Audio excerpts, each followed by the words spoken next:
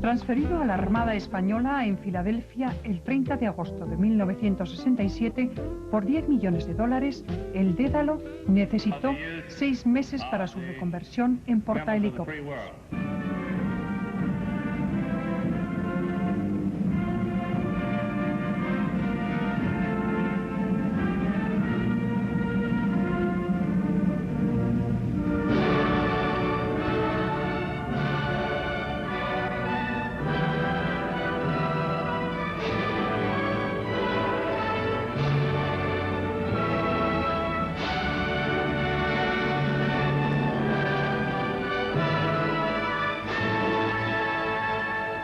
La tripulación se fue incorporando escalonadamente desde España.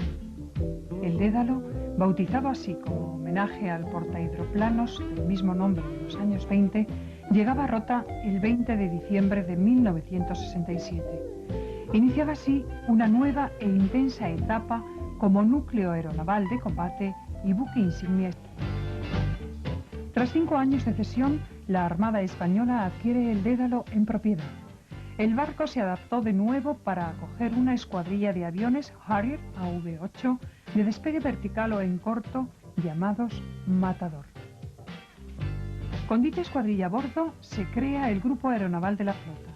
Su unidad más importante fue el Dedalo hasta 1989, año en que es sustituido por el portaaviones Príncipe de Asturias.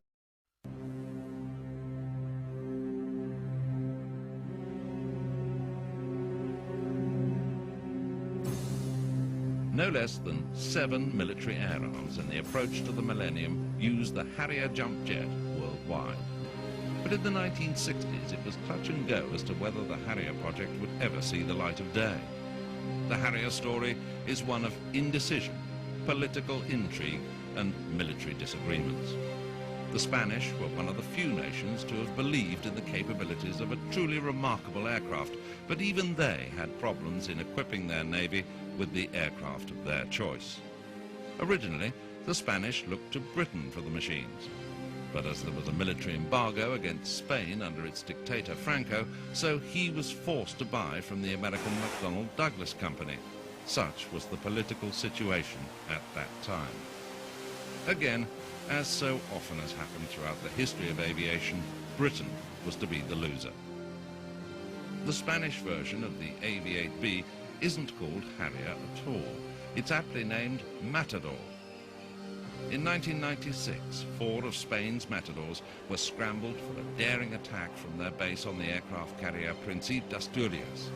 Their mission was to find a British warship somewhere in the North Sea, sink it, and return to base in one piece.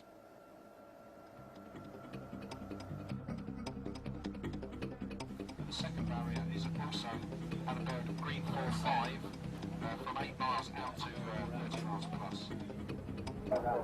As the Matadors approached, the crew on board HMS Campbelltown prepared for action. First aircraft, green 80, guys, that's fine. Continuing. Start battery, aircraft bearing green. Green 70!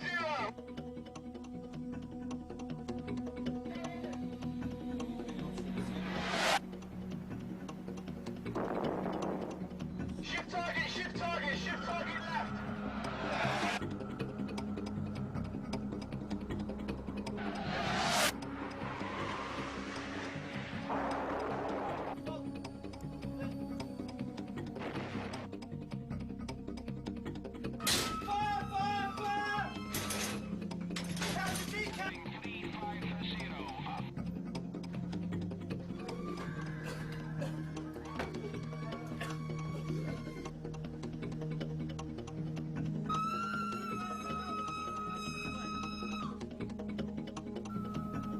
Of course, this was just an exercise, but it had to be made as real as possible. We always have an annual exercise in the North Atlantic involving most of the Atlantic nations with their armed forces, their navies, their air forces. It's extremely important and very valuable. In fact, both the Matadors and the Tornadoes were doing their impersonation of Exocet missiles being fired from long range, and in reality, the cruiser would probably have shot them down. The Matadors all returned safely to their base under the watchful eye of Rear Admiral Lorenzo, who was AC Task Force.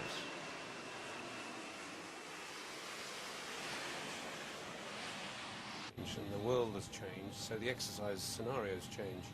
The current exercise reveals that. What we're practicing is NATO's crisis management procedures, how to prevent war rather than how to fight it. In the 1990s, the recurrent theme is the prevention of war, which means that the role of the Harrier, or in this case the Matador, has changed radically since Chief Test Pilot Bill Bedford first rather heavily landed the embryo P-1127 on the deck of HMS Ark Royal back in 1963. When we landed aboard, flag off for aircraft carriers said in 1963, the thing that impressed me most was the complete absence of fright on the part of the spectators. Normally new airplanes come on board bigger, heavier and faster, and here was a reversal of the trend. The Royal Navy wasn't too impressed. Since those early days, all the techniques of landing and flying the Harrier have smoothed out into a thoroughbred of the air. The Harrier too can literally land on a sixpence very smoothly.